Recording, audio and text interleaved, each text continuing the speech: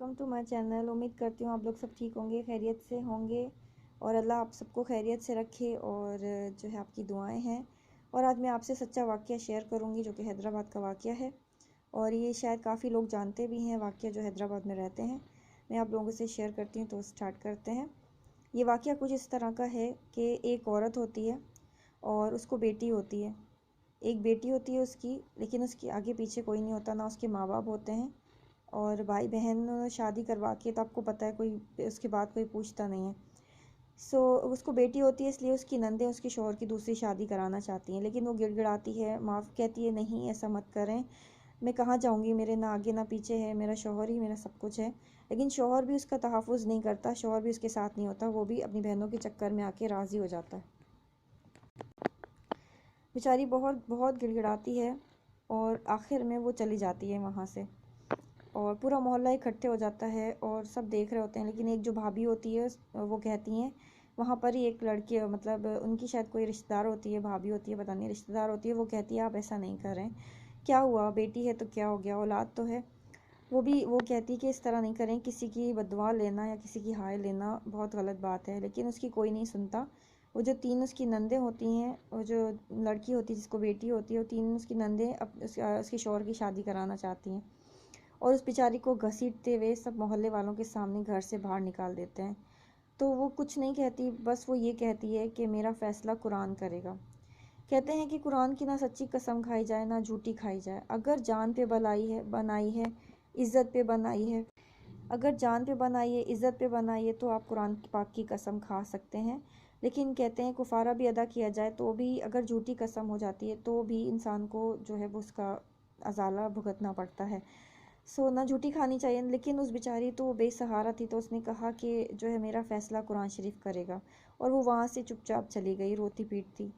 अब वो कहाँ गई अल्लाह जाने, लेकिन उसने ये कहा कि मेरा फ़ैसला अल्लाह करेगा, मेरा फ़ैसला कुरान करेगा, और कुरान को सीने से लगा के वो चली गई वहाँ से। उसके बाद बहनों ने भाई की शादी करा दी और जो है ये लोग जा रहे थे सेवन शरीफ। आपको पता है सेवन शरीफ का रास्ता।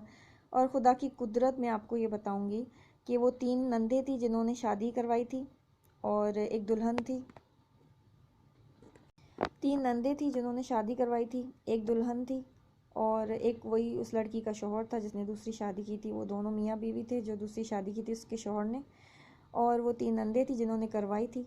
और एक जो है वो थी जिसने कहा था कि ऐसा मत करो, किसी की हाय मत लो, और एक ड्राइवर था। गाड़ी का बहुत बुरी तरह से एक्सीडेंट हो जाता है और पूरी कुचली जाती है, गाड़ी कुचल जाती है, लेकिन बचता खाली ड्राइवर और वो औरत बचती है जो कह रही होती है कि नहीं करो ऐसा कुछ भी, किसी की हाय मत लो, बाकी सब मारे जाते हैं। ये हो गया कुरान का फ़ैसला।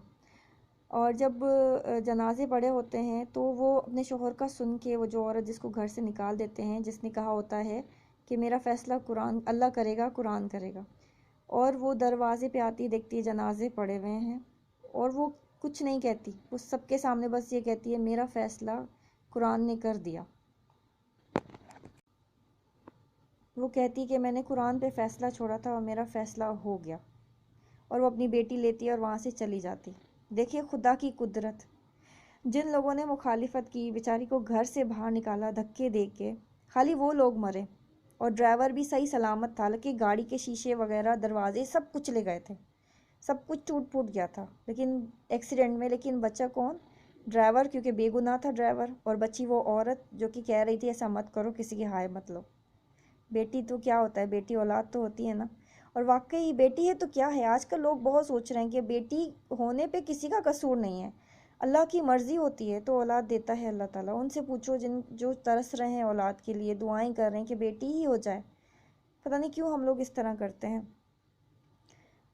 और शादी से क्या होगा, क्या पता दूसरी औरत से भी बेटी हो जाए, ऐसा भी कहीं वाकया हुआ है। एक आदमी ने बेटे के लिए शादी की, एक आदमी ने बेटे के लिए शादी की, क्या हुआ, उस दूसरी बीवी में से भी दो बेटियां हो गईं। तो इंसान को इस तरह नहीं करना चाहिए। बेटी है तो क्या हो गया कि, और औरत को क्यों कसूरवार ठहराया जाए। औलाद तो मर्द के नसीब से होती है, मर्द के नसीब की जो है औलाद होती है, औरत के नसीब से अल्लाह ताला नवाजता है, देता है।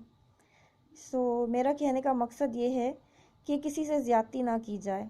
जब किसी के दिल से हाय निकलती है ना, तो अल्लाह ताला जो है, अल्लाह ताला का अर्श हिल जाता है। कभी किसी की बदवा ना लें, किसी के दिल की हाय ना लें। और कुरान शरीफ की कसम, अगर आप बहुत मुश्किल में है तो खाएं, वरना नहीं। सच्ची ना झूठी, कभी नहीं। और अगर जैसे किसी की ज़िंदगी पे आ रही है, किसी की इज़्ज़त पे पड़ी हुई है, तो लेकिन फिर भी अल्लाह से तौबा करें। और किसी की हाय, किसी की बदवा ना लें, क्योंकि बदवा जो हाय होती है वो अर्श चीर के अल्लाह के पास जाती है। उम्मीद करती हूँ ये सच्ची बात आपको जो है अच्छी लगी होगी। ये सच्चा वाक़या है हैदराबाद का। ये हैदराबाद के काफ़ी लोग जानते भी हैं इस वाक़ये के बारे में, जिन्होंने अपनी आंखों से ये वाक़या देखा है।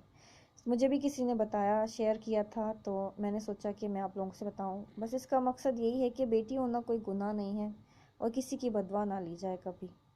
और अल्लाह ताला सब कुछ कर सकता है।